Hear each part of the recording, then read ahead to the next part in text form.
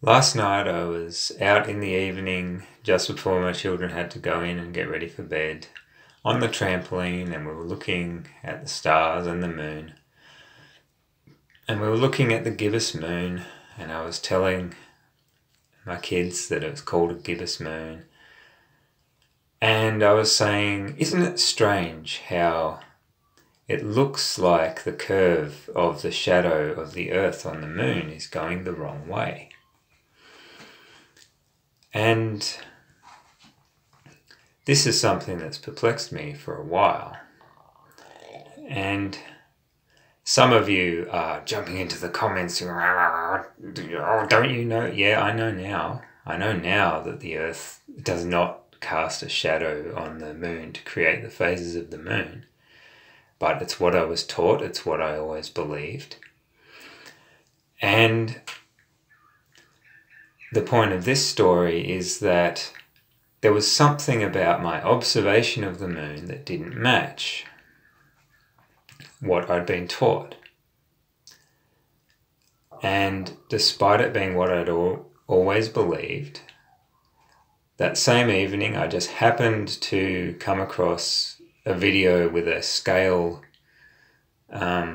diagram of the size of the Earth and the moon compared to their distance from each other.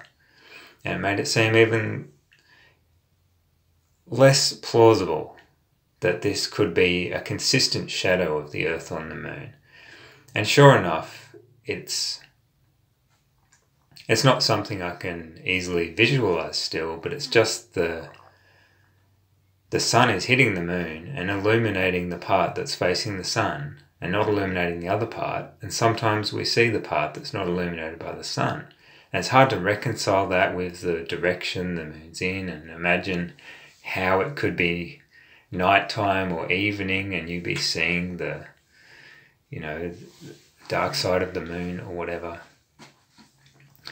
But I went, I checked, I looked it up. It's listed as a common misconception.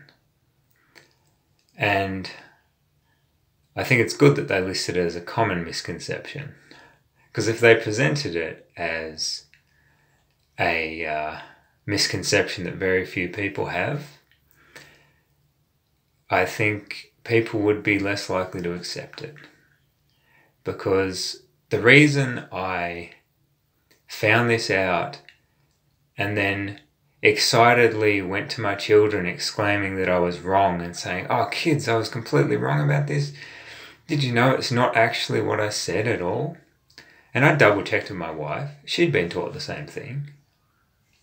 She was mistaken as well before this. And so we're both there admitting that we're wrong. And I think this is the best thing we could have done for our children, is role modeled admitting that we're wrong. Because, what could I have done? I could have tried to save face.